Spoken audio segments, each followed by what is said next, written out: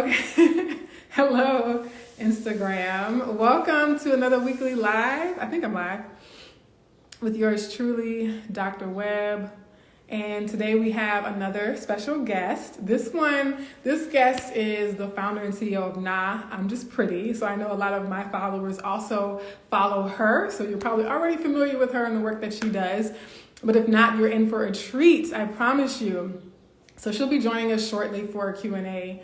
And before we jump into that, I do have some announcements. Y'all know, because I've been saying it every week since January, the writing contest is still underway, but only for a little bit longer. The deadline is April 30th. So if you haven't submitted your writing, there's still time. Don't worry. We accept poetry, prose. It is international, so no worries or issues about that. And it's open to everyone, right? So I've even had people who consider themselves white submit to the Colorism Healing Writing Contest, because it can be about your personal experiences, but it can also be about how you have come to recognize your own privilege. It could be about how you recognize your own biases about color in your life, right? So even if you're, light-skinned, if you're not a person of color, if you're a man, right? We all have a perspective, an opinion on colorism. And so I'm happy to accept whatever your perspective is. I even had someone DM me and ask if they could submit a screenplay, like they wrote a TV pilot for an episode for a TV show on colorism. And I was like, yes, please submit your screenplay. And I look forward to not just reading it, but also watching it. Also, another announcement, I posted today that registration is open for group coaching.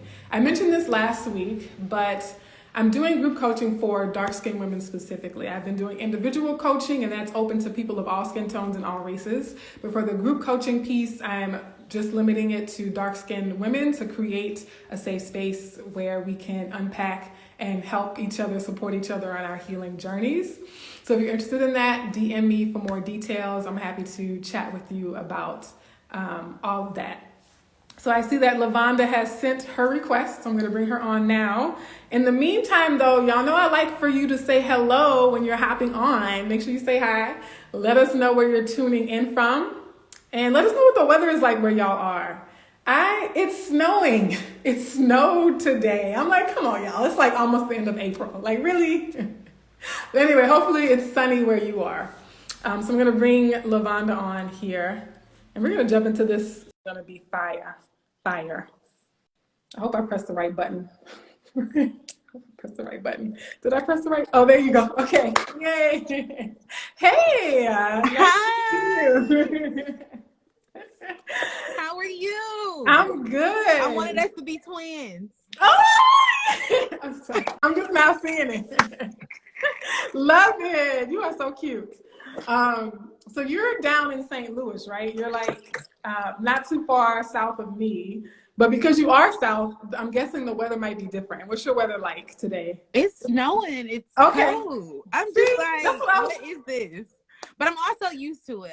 I spend a lot of time in Detroit, and you can experience 4 seasons within 3 to 4 hours. So, oh my goodness. I'll have my hoodie and the coat with the flip flops on the side. You just used to it. But people in St. Louis, they get all crazy about this weather.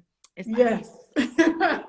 In Louisiana, it feels like that too. It felt like, drastic weather shifts, but never like 66 one day and 36 the next day. I'm like, and it's snowing? I was like, no. Come on, Midwest. Right? Get it together. I know. But okay, so let me say hello to the folks in the chat who have hopped on. I always like to announce where people are watching from. So Montessori Marvels, sunny day in Brooklyn. Hey, Brooklyn in the house. Good, okay, good, PK. Good. Hola from Armando Rivera. Hey. Love this. Thanks for your work. Thank you for being here. Let's see. We have Sunny SoCal. Okay, from Naya Oxygen. I think I always butcher screen names. But Sunny and SoCal, we have to come visit y'all in the sunshine. I am Shonda Rule. Hi from Vienna. It's gray every day. Every day it's gray. We're almost there here in Springfield with the gray days. Hey, Sarah Barnhart Things. Hi from Philly. What's up, Philly? In the Shout out to house. Philly. And sunny on the coast in Washington. Very nice. Okay, so everybody else is having sunshine but us. How about that? How about that? Okay. All right, so let's jump in. You know, you've seen a lot of these. So I want to thank you for being a part of this community, right? And supporting colorism healing as part of this collective effort to address this systemic issue. Absolutely. And I know of all the guests I've had on so far, you're the only one that I actually spoke to before. Like, really? had like a live conversation with, because we've been on panels together, right? Like we were on the ROM Foundation had a podcast panel, and I remember my mom was like, "Yeah, I like that lady who was, saying this." So I was like, "Oh yeah, that's from Now I'm Just Pretty. You know her." But for other folks who may not be as familiar with you, please share a little bit about yourself. Absolutely. Well, first off, Dr. Webb, thank you for having me on Colorism Healing. It's such an honor and a privilege. I don't think you understand. I always call you like my unofficial mentor in my head.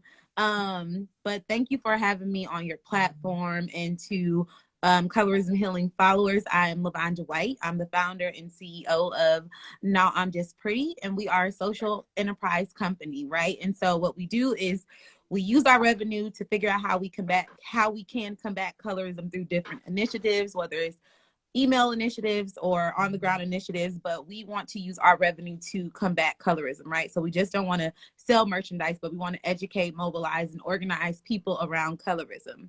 And how my business became about is because I just got tired of people telling me that I was pretty to be dark skinned. And I'm like, what the heck, right? And so I always knew that dark skin was seen as a weapon. It was kind of this unspoken issue, but I didn't have the language to defend myself. I didn't know what it was until I was in my late 20s, living in Washington, D.C. And the man told me for the last time, he's like, "You're pretty to be dark skinned." And I was like, wait a minute, no, I'm just pretty, among some other words that I won't say on Dr. Webb's Live, because I have respect for the doctor, but I will tell y'all in my DM if you ask me what I told that joker, right? And then it was from there that I was like, let me kind of start to explore this word of colorism, right? And what does colorism mean, and how does it operate, and how does it show up, and what can I do to kind of combat colorism? And so that's how I gave birth to my baby. Now I'm Just Pretty, and we're here today. So I'm so grateful for the opportunity, not only to kind of just spread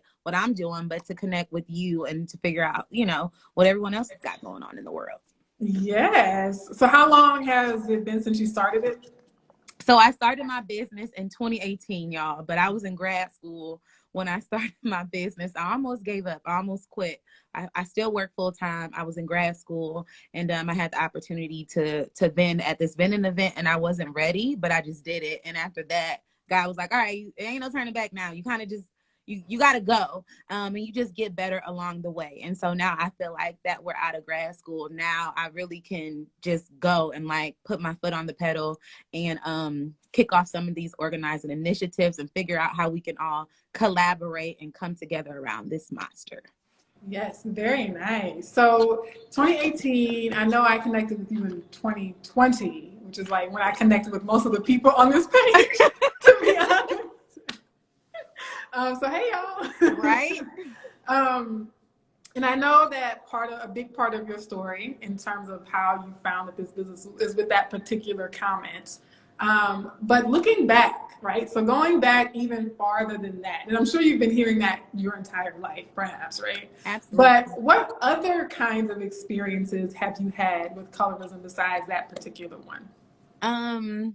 That is a great question. And I believe for me, colorism started at home. So in St. Louis, if you are from St. Louis, it's like the Jonin capital, right? At least for my family, they gonna Joan on you. They don't care who you is, if you're a friend or whatever, right? And so it started with the dark skin jokes from my cousins and from my uncles, just thinking that it was, they're just playing. But I was internalizing that, right? And so I internalized that, and I was like, okay, what's going on here? And then I go to school. Once I started going to school, there was the whole dating thing, right? And a lot of my friends were lighter than me, or still are lighter than me.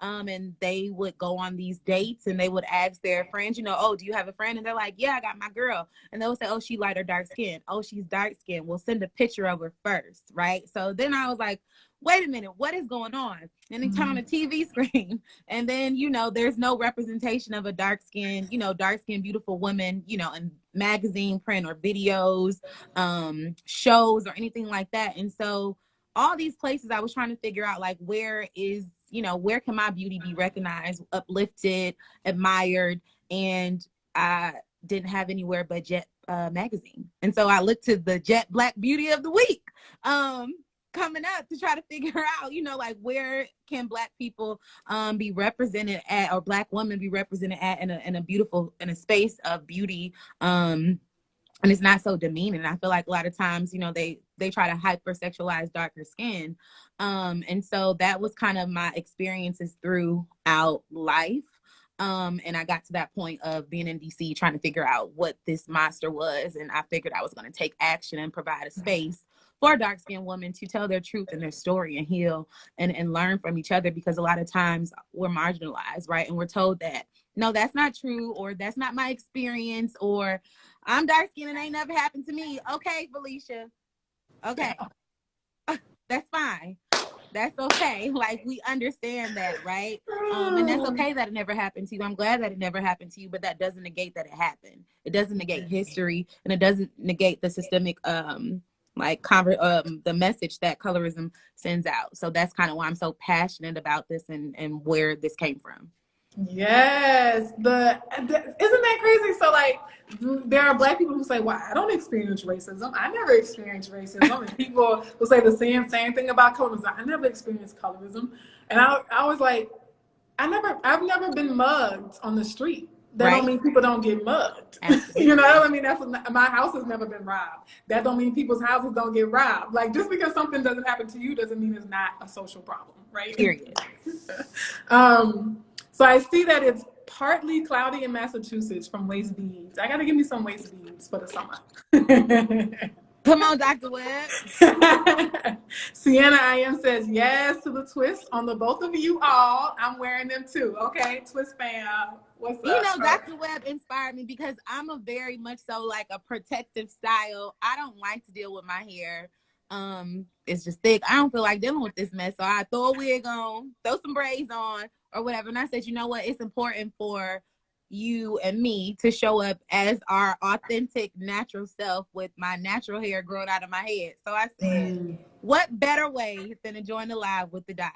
Hey, I love it too, because it's cute though. I honestly don't remember seeing your hair out, right? And so I'm like, it's cute, girl. whenever braid it up, but I said that's so true. It's so, and I need to remember that as I'm growing, right? Like my brand and how people see me, they see me with braids and weaves and all of this, but I love my natural hair. I love my fro. I'm embracing it. And I want other women to do the exact same thing, because we need to know that we're beautiful with this hair that grows out of our head, just the way that it does. Yes.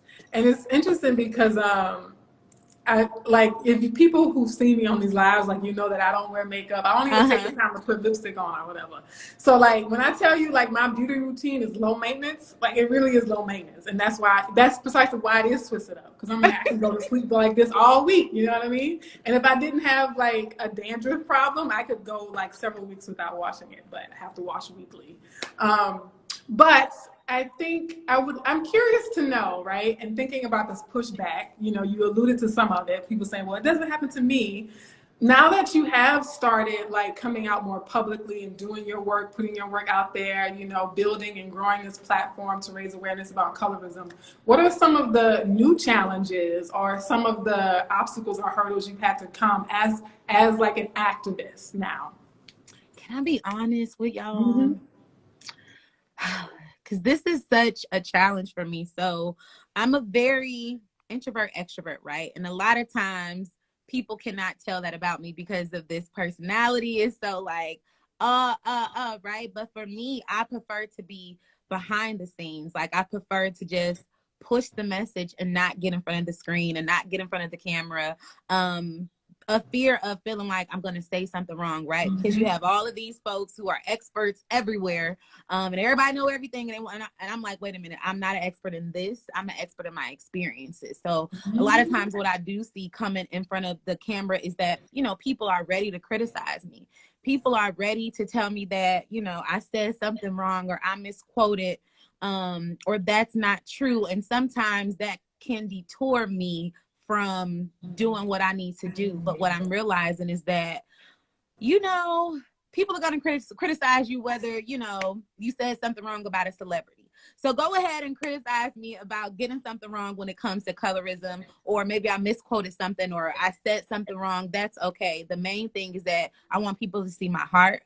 I want people to see my passion. And this is why it's important for me to come in front of the screen. And a lot of times a part of my colorism healing, right? Like when dealing with colorism, I didn't want to be seen. And what I mean by that is like, if I shrink myself just enough, the jokes won't come right in the classroom. So if I just go in the classroom and sit right down, nobody will bother me, right? And so I realized that that was a defense mechanism that I used throughout my life to try to shrink myself in the background, right? But I was a basketball player. I was a cheerleader, right?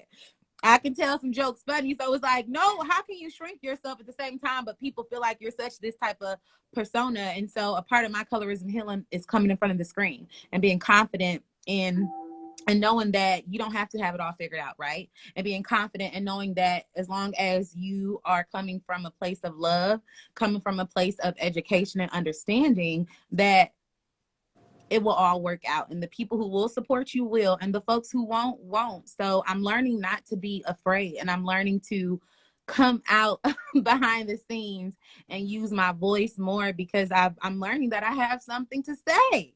I got something to say. So, girl, a whole sermon in like 90 seconds, like right there. Like I can't even. I told y'all when I posted about this chat on Instagram, I said brilliant.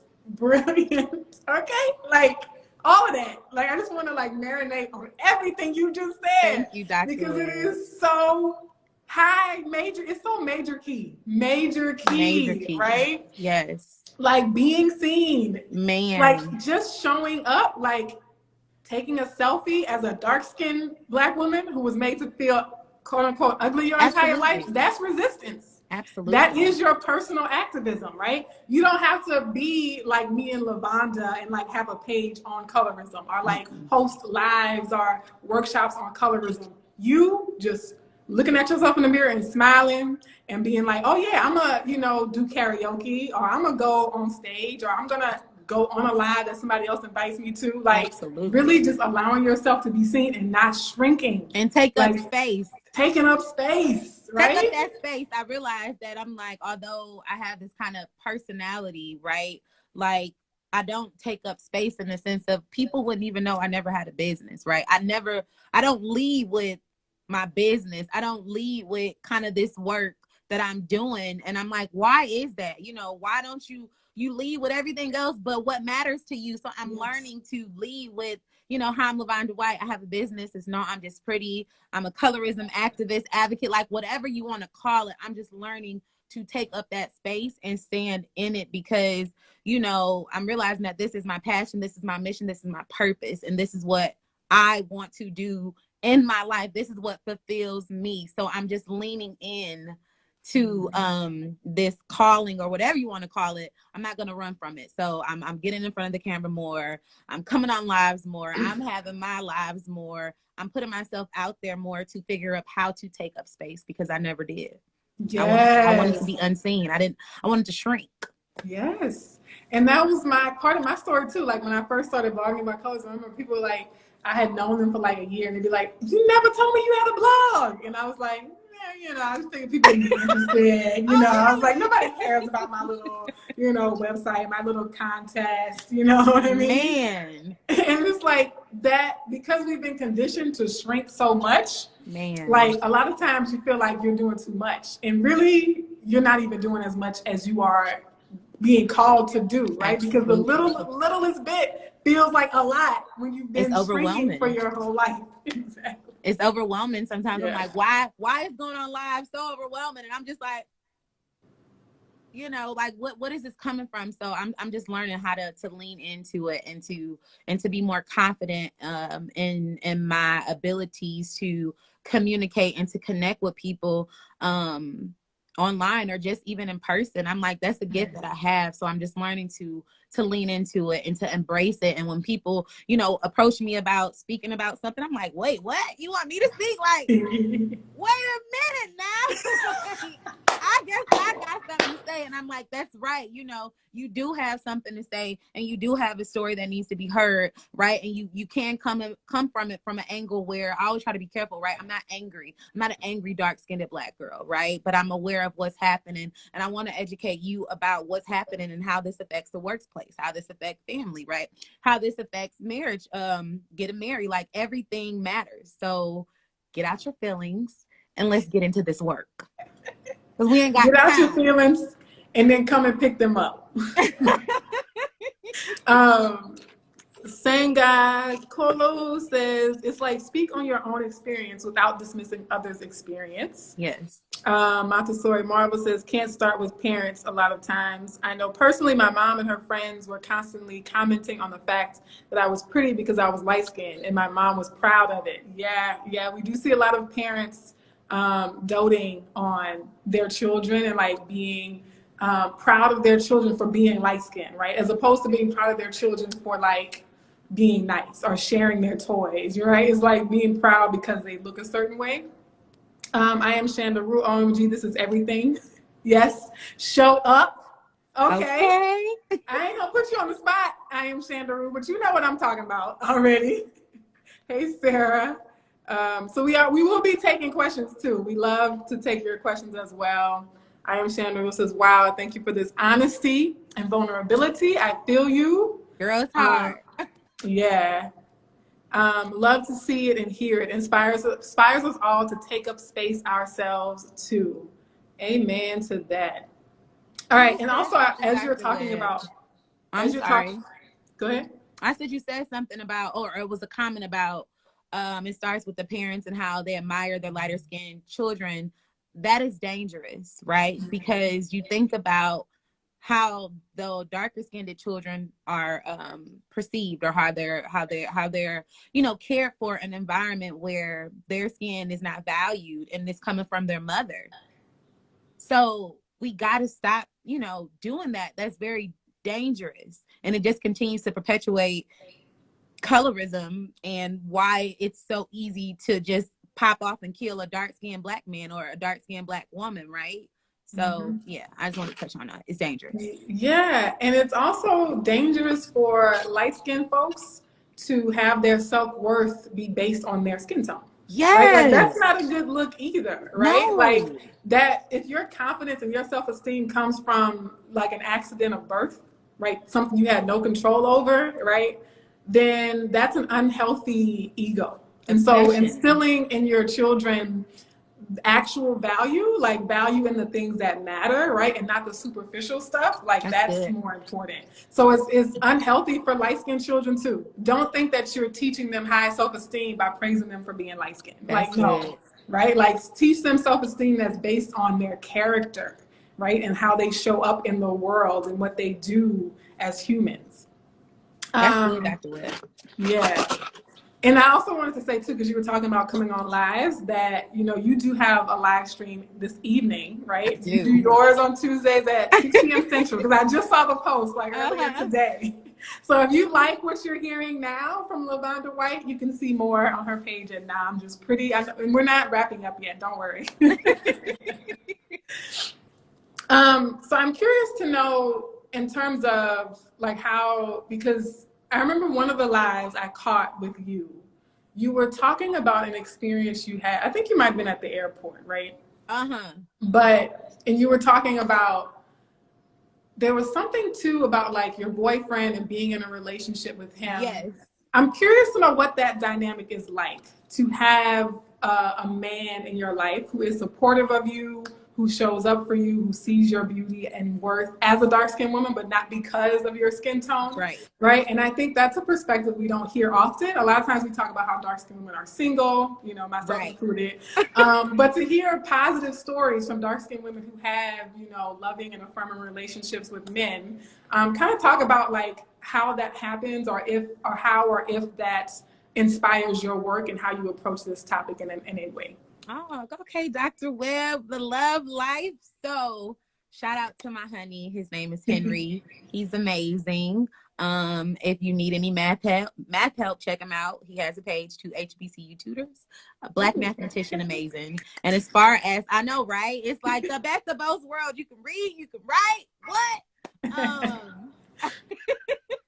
But I think as far as that goes, like a lot of times when I'm doing this work, I'm saying people like my beauty was, you know, my beauty had to be approved is what I would say. It's like send a picture, all of this, right? And people automatically assume that I had issues dating and nobody wanted to date me and all of this. And I'm like, no, I'm not saying that. I never had an issue dating as far as men being attracted to me. It was just the fact that my beauty had to be approved first. That's the issue that I had. Is she dark skinned? Is she this? Is she that? As far as my relationship goes now, and the issue you were referencing, I was talking about colorism in relationships. So I have in a relationship, my honey, he's a lighter brown, darker brown, however you want to characterize the man, right? And I talk about how people they will acknowledge him first before they acknowledge me. And so in the airport, for example, we were going out of town and this other two white women had just walked away. They were greeted nicely, all this great stuff. And then here me and my honey come and nobody said anything. He just looking at me and I'm looking at him. He like, oh, well, you can go ahead and order. And I'm like, absolutely not. You're going to greet me just like you greeted everyone else. Because why wouldn't you not?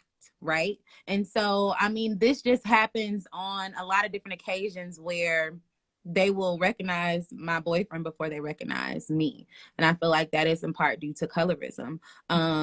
Because why? Where's the disconnect coming from, right? And then as far as having a man that affirms my beauty and supports me, it's amazing to have someone love you just as you are and show up with he loves my natural hair. He's like, I don't care about all that makeup, none of that. Just show up as you. That's what I love. That's who I want to be with. Everything else is great, but who you are is beautiful. And he always pushes me as far as my business goes to tell my story and to speak up and to call out colorism and don't be quiet about it. And he's like, you know, I got you. So this is, it feels good, Dr. Webb. I'm not gonna lie. I was single for a very long time. I was single for 5 years. And so we've just been together going on 2 years now. And it just felt good to have a Black man, right?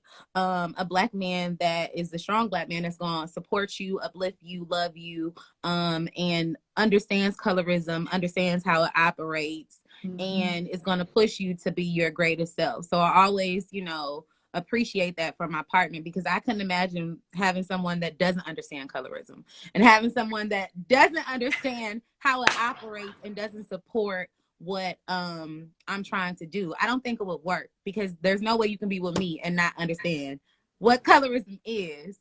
So y'all, my dark skinned sisters, the love is out there. Hold on to it. Like, don't settle, don't give up, don't give in. Just stay the course and, you know, just do the work. Do your inner work first, right? And that's what I was doing while I was single. So hopefully that answers. Yes! Come on, sis. Yes. Dr. Webb, I forgot you a Gemini. He is a Gemini too. Say what? That was the first Gemini I dated. I was like, whoa. But then I found out Dr. Webb is a Gemini, and Geminis are the best. Yes. They are. Say it again. Say it again. They are. And look, Dr. Webb, like, yes, they are. Yeah. So many people be hating on Geminis, but y'all know. I mean, we don't know who we dealing with by the day, by the minute, by the second. Sometimes it's a lot, but we keep it interesting though, right? That's what keeps it interesting. Lot. You said nah. But so much of what you said there, right? The piece about like, so in sometimes when you have been single for a long time, people say, oh, well, maybe, you ought to give this person a chance, right? They might not be as passionate as you are about colorism, but that doesn't mean they're not a good guy, right? Absolutely. And so you have to know for yourself, like, okay, this is what I need, right? There are some women who could be with a man who doesn't understand colorism, right? There are some women who could be with a man who doesn't even acknowledge colorism, right? But I don't know. That ain't me. Yeah, whatever your thing is, I think you always just want, right? Whatever your thing is, you just want a partner that understands it, right? Yes. And supports it. And even if they don't understand it, they want to understand, right? I want to learn what that is like. I want to be able to identify with you and feel where you're coming from. So I think ultimately it's just getting a partner who wants to understand you and wants to love you and get to know you, right? Because getting to know me is getting to know colorism, and loving me is loving the work or supporting the work that I'm doing. So get you someone that's gonna love the thing, whatever that is about you, and that will support it, because you need support in anything that you're doing, especially from a man that you calling your boyfriend, fiance, husband, partner, whomever your partner is. Don't settle for a person that don't support you. No. Right. And I've talked to guys where it was like there was a debate, right? Like they wanted to play devil's advocate with colorism, and I was like, I don't have time. No, that's what we're not gonna do today. Is play devil's advocate about colorism, right? Because we don't do it about racism. So yes, yeah, right. We don't do that about racism. We don't. And so I'm not going to do it about color. It's not a negotiation. It's this is something that you cannot, this ain't the court, right? I'm not the judge. We ain't about to go back and forth. No, bye. Right. Yes. And I think for anyone who's like, because sometimes there's the perception too that you are difficult to date as a dark-skinned woman. Because you have a chip on your shoulder because of colorism, right? Lord. And like you said earlier, I'm not the angry dark-skinned Black woman, right? But these are one of the stereotypes that we face as darker-skinned Black women. Absolutely. When people justify not dating us, when people justify not partnering with us in any kind of relationship dynamic, people justify not hiring us because they think we're angry and have an attitude, right? Absolutely. And so that negative stereotype has impacted us as dark-skinned women, like in every facet of society, right? It's the reason why darker-skinned girls are 3 times more likely to be suspended than girls with very light skin. It's because of that perception, that stereotype that we must have bad attitudes, or that we're just naturally more aggressive or angry, right? But I think that what I hope people understand about dark-skinned women is that we have been hurt, right? Absolutely. And so when it does manifest as anger, when that pain, that hurt, calluses over, like the anger is like a callus forming over a wound, forming over that tender spot that keeps getting, poked at and like stepped on and trodden on, right? So you can't keep, as a society, like battering dark-skinned women and not expect that callus to form as a self-protective mechanism, right?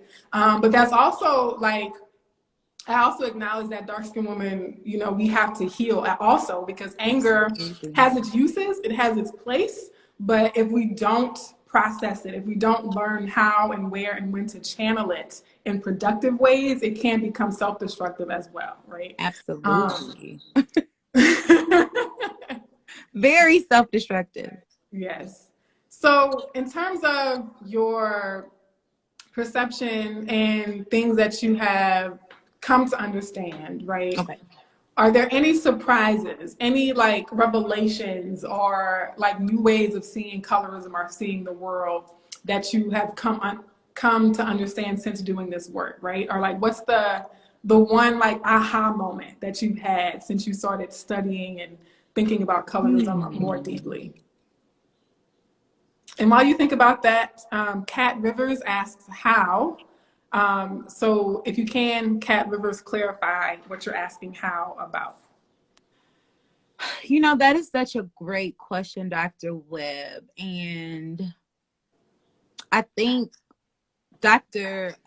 Gaston Janice, who got me in Forbes and wrote my article when I was published in Forbes, she asked me what is a world without colorism? Like, what does a world, hey, Melanin Queens, what does a world without colorism look like? And I told her, I don't know. I couldn't see it. And she said, half of the battle is that we have to see it first.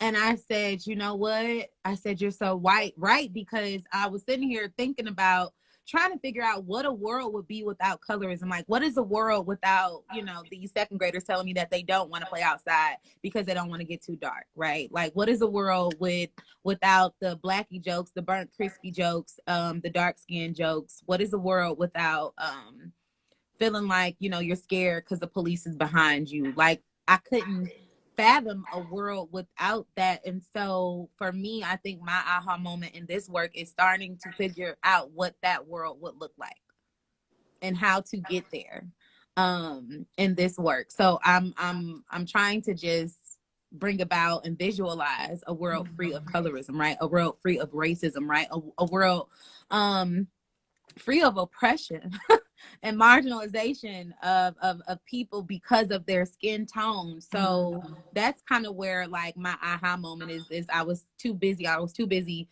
Like, it can't be a world without colorism. What does it look like? But I'm like, I need to start re-envisioning and reimagining a world without colorism so I can figure out how to infuse that into my work. So for me, my aha moment was realizing that Lavoughnda in this work, although you don't see it right now, you have to see it. So it can keep your work going. It can keep you motivated. It can keep you going. So a world without colorism looks like colorism curriculum in schools, right?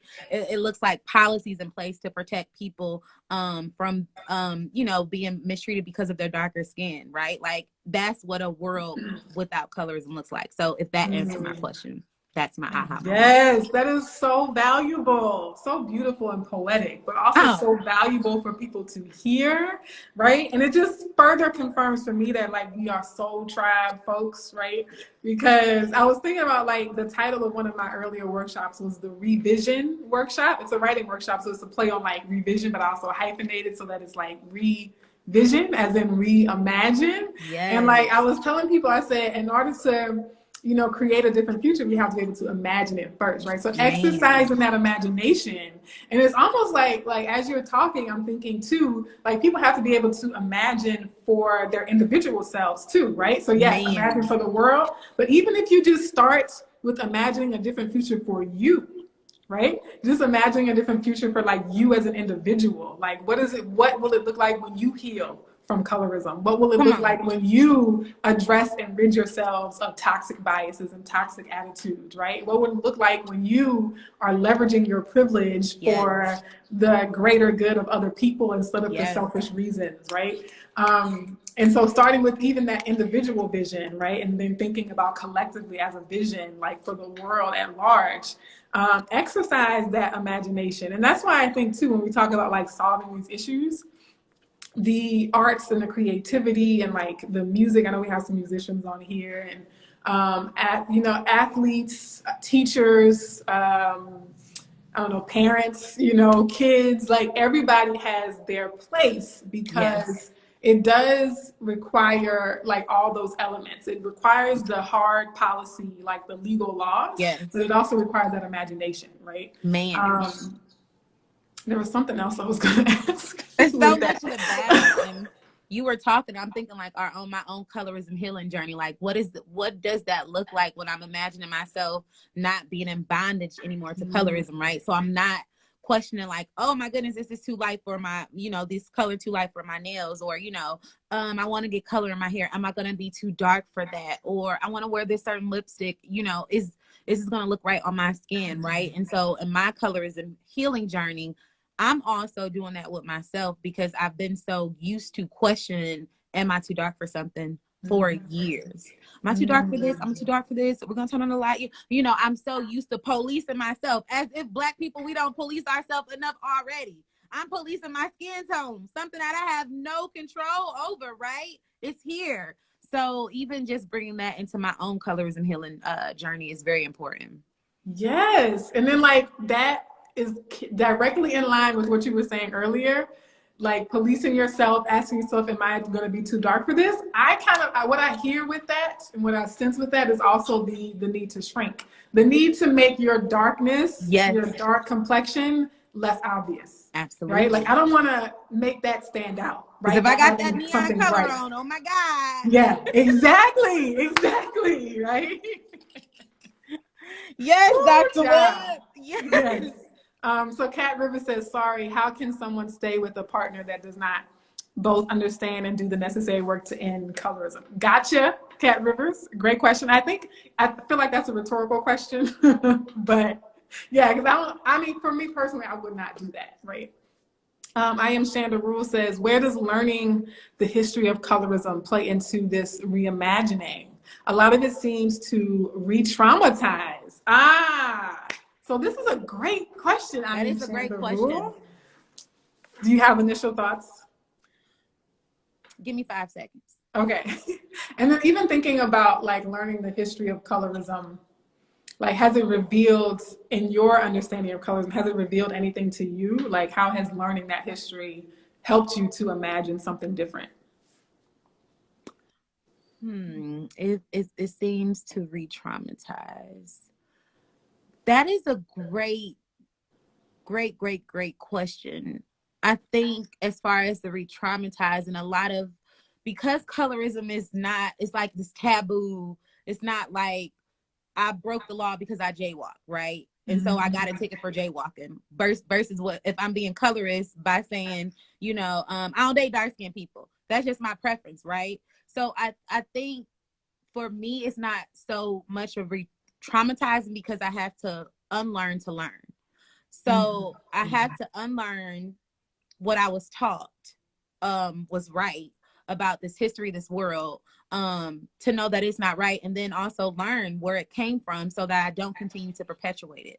So I wouldn't necessarily say it's traumatizing for me, but I know that it can be traumatizing for some folks to imagine a world like that. But I think it's important that we have to unlearn. And so we have to go to that place that maybe, it could be traumatizing or it could be sad or not a positive place to learn and to educate ourselves so we can move past it. And I think a lot of colorism is tied to folks being ignorant. They don't know. They don't know. So they continue to move in a way that is traumatizing, right? Is from slavery, right? So I just think it's important to unlearn to learn. And I hope that makes sense. Yeah, it does. It definitely does.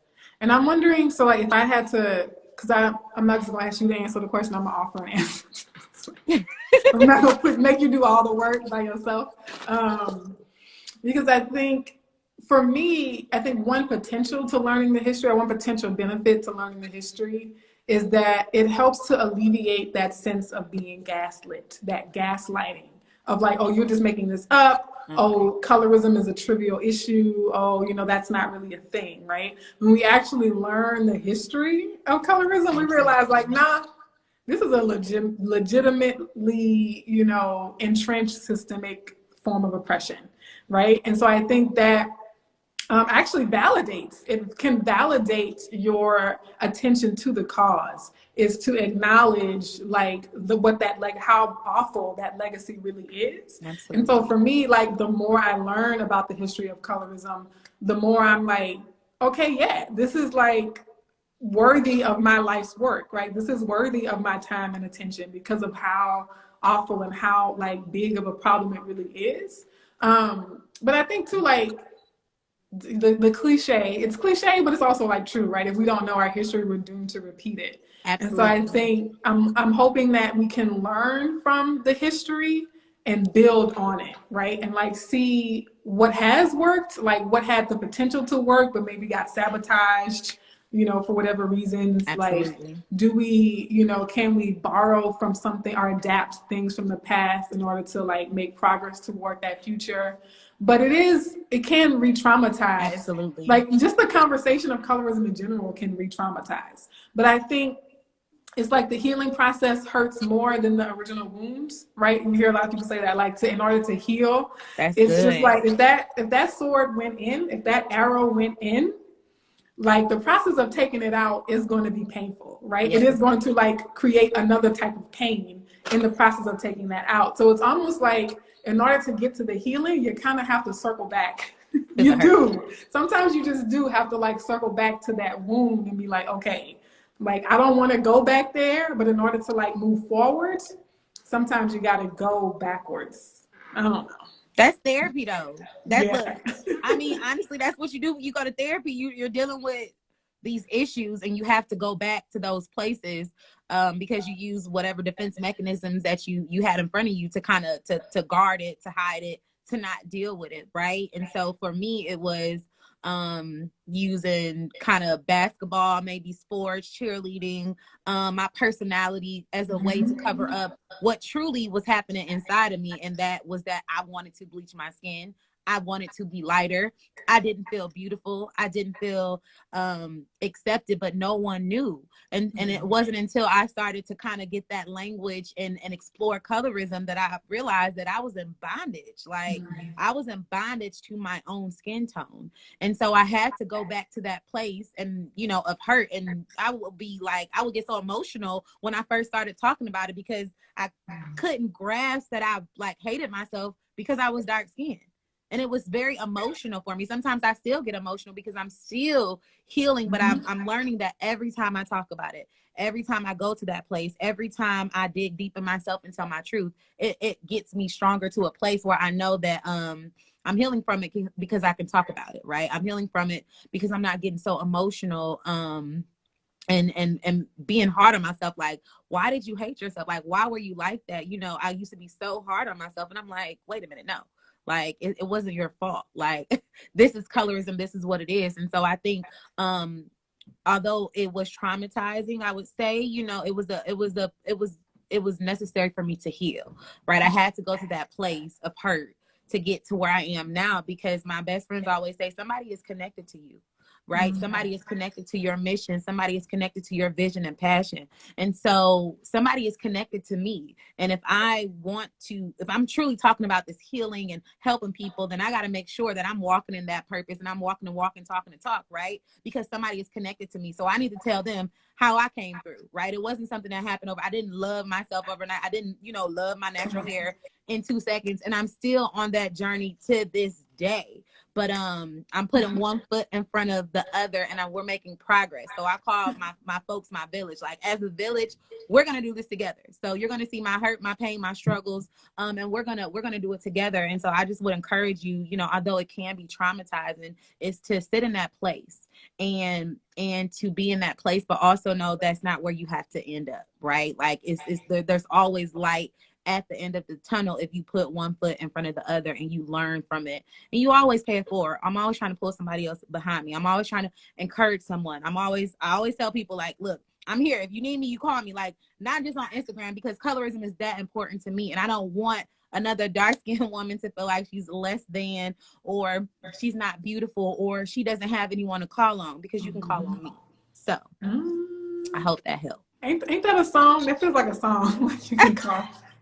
If you be a friend, I don't know. Call me, I'll be there. I don't know. Babe, what is it? Maybe we have to write a jingle. We might have to write like an anthem. Yeah, we're going to have to write an anthem. Cat River says, I think they do know they don't want to accept accountability. White, Black, English, Spanish, whatever.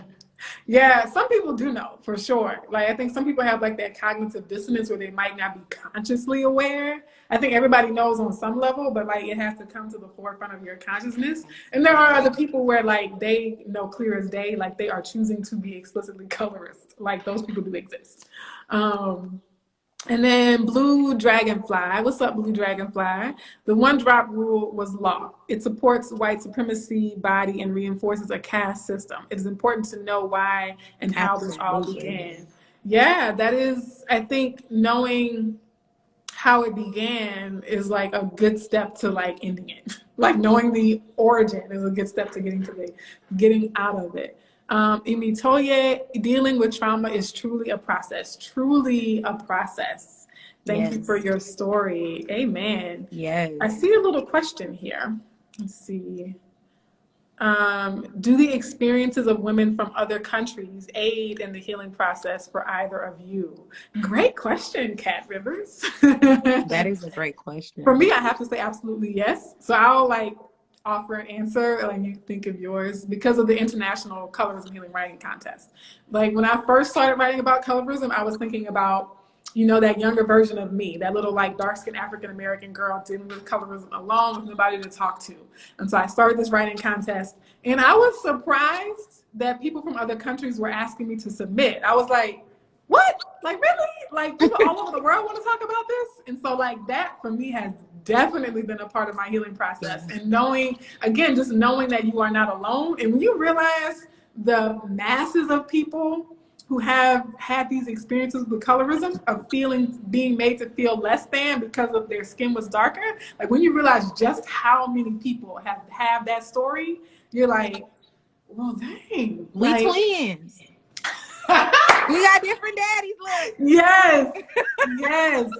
I love it. And I think because colorism is a global issue, I think a global coalition is like a thing that needs to exist, right? It kind of exists, like we make these international connections. You know, sometimes we'll have like multicultural panels, like international panels. But I think at this point in humanity, like we live in a global world. Like our world is irreversibly global at this point. And so we have to like not be siloed in our regional, you know, on our regional islands and like really see that, okay, it's all global at this point. So we need each other around the globe. And that's why Dr. Webb is going to start it. That's why Dr. Webb, you know, we gonna get this together, whatever it is. But I will have to say, yes, absolutely. I went to study abroad in Cape Town, South Africa, before I graduated almost 2 years ago now. And Cimarron was one of my not co-workers, roommates. We lived in this big house, right? I live with folks from Japan, from China, from Denmark, from all these places. So can you imagine what it was like to be in that place with all those different cultures and folks who have never even experienced Black folks, right? But Cimarron, for example, she is Indian, and she started to tell me about her experiences with colorism and about how her mom thought something was wrong with her skin, her sister's skin, because it was darker. So she took her to the hospital to figure out what was going on. And I was like, wow, like, can you come and talk on my Colors Me Please week about your experiences? Because I wanted to let people and to get people to understand that this is not just a Black issue. This is something that is a global issue and that people across cultures experience colorism. And so she definitely has helped me. My Puerto Rican and Dominican sisters, absolutely. I feel like there's power. There's power when you can connect with a different person outside of your race, and the common issue, the commonality there is colorism. So I absolutely agree that when we find that communal space between sisterhoods with different folks, that is power in that, because now we can share our stories with their folks. They can share our stories with our folks. And like Dr. Webb said, how we gonna get this colorism international convening going on, right? Because the end goal for me is policy change. And everybody like, what does that look like? I don't know, but I'm gonna keep saying it until it manifests in my brain. And then if you got to speak that thing. So we will have policy implication or impact at the local level, and then eventually at the federal level. You know, I'm just gonna keep calling it out. Just saying. Yes. I am Chandaru says, sit in that place, but that's not where you have to end up. Yes. Yep. And that's with everything. Sit in it, but you don't got to be in it with life. Period. Yeah. And then Imitoye says, it's going to take a global stance against white supremacy to dead it. 100%. And also I think like national boundaries are artificial.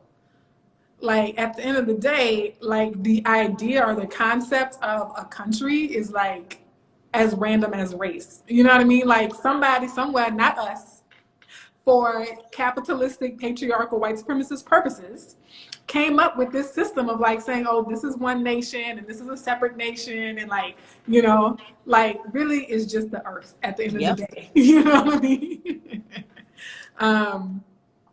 Let's see. All right, so we are coming up on the hour, and even though Instagram allows us to go over an hour, I like to respect people's time, and I know that you are a busy career woman. So we want people to get in any last questions while you can. Yes, please. Right? So drop any other questions in the chat. But in the meantime, like while we're, you know, allowing people to get their final questions in, I would like to hear, what would you like? There are a couple now. I'm thinking about there are a couple of things I want. Come on, Dr. Webb, come with it. So like the first one. Look. You know, you see that Gemini coming out right now. Like, okay, at first I said one thing, now it's two things, and it might be four by the time we're done. But what is one thing you would like to say to your younger self, to your past self now, seeing how far you've come, and you have come, you've come a long way. So like if you had a younger version of you sitting on this camera, pretend like I'm not here and like you're on a live chat with like younger Lavonda. That's so emotional, Dr. Webb. I'm sorry. Dr. Webb want these tears to come down, y'all. But I don't. I think one thing that I would say to younger Lavonda was to use my voice. I would say is to use my voice, because again, I didn't want to be seen. Which means I didn't want to be heard. And I was okay with that. And that manifested a lot throughout my life, right? I think about relationships, I think about friendships, I think about family, how, you know, because I don't want confrontation or anything. It was just okay, right? You allow people to move and to be and to treat you a certain way. And I've never used my voice. And so I would tell younger Lavonda to use her voice, because everything that she thought was right. Everything that I thought was wrong or wasn't wrong, I was right. Like what I was thinking was right. And I was so afraid to have a voice, because I felt like that then the attention would be on me. So I would tell younger Lavonda, and even now, right, I'm still learning to use my voice and to lean into who I am becoming, right, in this journey of becoming who I am. I'm just, Lavonda, like, use your voice, right? Like, it's okay. You have something to say. You're not just on live just talking, because I cannot stand being on live and just talk, right? But use your voice. That's what I would say. Use your voice. It's powerful. Even as a little girl, I used to live in Utah, y'all. I used to live in Utah, and I told my mom at a young age, I said, I don't want to live here. They don't like Black people. And that I'm just like, I was a young age, and I was like, I don't want to be here because they don't like Black people here. And I was very aware at a very young age, and I just never used my voice. So anybody on here, I want to encourage you, while I'm encouraging myself, to use your voice, because you have something to say. Again, you have a message, and somebody is connected to you. So get out of your own way. Get out your way. Get out your way. Get out your way. Yes. So that has so much to do with what the other question was, right? I'm an all hands on deck kind of person. And I think that, like, in order for us to really see progress, we need everybody to like take their position. Is that the right terminology? Or like to like get in place? I don't know, get in formation. Whatever. Get in formation, like Beyonce said. So like, in addition to like using your voice, what words of encouragement do you have for someone who's like on the fence, right? Like they've been typing that post about colorism and deleting it for the past 6 months, and like they're just on the edge of getting the courage to post it and use their voice. Like, what might you say to encourage them to go ahead and like speak their truth? That is good, Dr. Webb. And I would just say, what's the worst thing that could happen? What is the worst thing that can happen if you finally decide to push, post, right? Maybe you misspelled a word, or maybe you're going to get some feedback or something. Like, what is the worst thing that can happen? I always just like, what's the worst? I can be rejected. Okay, that's fine. Oh, somebody might comment, say they don't agree with. Okay, that's fine too, but I did it. So I would just encourage you, even start small, right? Even just start waking up in the mirror. Sometimes you got to talk to that thing yourself. Talk to yourself and encourage yourself, and use those affirmations. I am necessary. I have something to say. My voice is needed. I am beautiful. I lack nothing. I have everything that I need to be successful. I have everything I need to be who I am, or who I choose to be, right? So I wake up and I pour into my own cup before I can pour it into somebody else's cups, right? Because this is pouring into people's cup, right? We're giving ourselves to people. And so you have to, when you're doing or this type of work or taking a social stance, I should say, you have to pour into your own cup and tell yourself that you can. And you have to shut that naysayer in your head up, because the only difference between what successful people and not successful people is the fact that successful people took a chance. Everything is on the other side of fear. And so I have to tell myself every day, everything that I want is on the other side of fear. Everything that I need for my business is the sales, the support, everything I need is on the other side of fear. So either you going to step up to the plate and get, we only got one life to live. Ain't nobody a cat, right? We got one time at this thing. We might have some feline tendencies, but we got one shot to make an impact, right? And to leave a legacy. So what are people going to be saying about you when you're gone? Right. And I don't want anybody to say, I don't want to, even for myself, be like, dang, I should have, but I didn't. Life is too short to be the shoulda, coulda, wouldas, right? Perfect it along the way. Get better along the way. Get maybe those 2-3 friends that you need to encourage and support you. And reach out to me if you need some support, because I will push you off the edge into your destiny. I'm a good, a dream pusher. I'm a good hope pusher. I will push you off the edge to your destiny, but you got it. Start with yourself. Yes. Oh, on that note, the affirmation, I am necessary. Oh, that's a good one right there. I'm necessary. So follow Nah, I'm Just Pretty on Instagram and Facebook. Are you on any other platforms? Instagram, Facebook, and Twitter, and we will be getting a LinkedIn. We on Clubhouse, y'all, but when I tell you we ain't got on that app yet, we're working on it. But so far, Instagram, Facebook, and Twitter. We'll be joining LinkedIn very soon. And again, we'll have some initiatives coming up, you all. And so thank you, Dr. Webb, again, for allowing me to utilize your amazing platform. You are necessary. You're such an inspiration. I admire your work, y'all. One day I'm going to go to school and I'm getting my PhD and I'm joining Dr. Webb. And I'm like, y'all can't tell me nothing because I'm an expert, right? Like I'm an expert in my experiences, and I'm an expert because I got that schoolwork going. So I love your energy right there. Like that was yeah, one day we're gonna be there. We gonna get there. But until then, like you said, I'm necessary, right? So my voice is needed, and I'm here, and I'm gonna stand in this work unsure, not knowing everything, not knowing when something is right. That's what you have Google for. So just get out your way. But Dr. Webb, you keep paving the way for us, for women like myself who want to get into this field and be activists and to join this work, because you're so necessary. And I can imagine, I'm like, what if I never came across colorism healing? Like, you push me to do so much and you don't even know. Like, I'm like, what if I never found Dr. Webb, someone I can hold on to, and who is very encouraging and posts very you're very poetic, and I always say you always know what to say. And I'm like, dang it, like, how do you have this, where you just say it, so eloquently, and I just want to post and be like, I don't got time to explain. Use Google. But no, I want you to know that you are needed in this space, and colorism healing is going to be just elevated like beyond this world. And I cannot wait until you are just like up here at the top of the top, and then just don't forget about us. Look, take us with you, please. We love you. You are so cute. I love it. Thank you.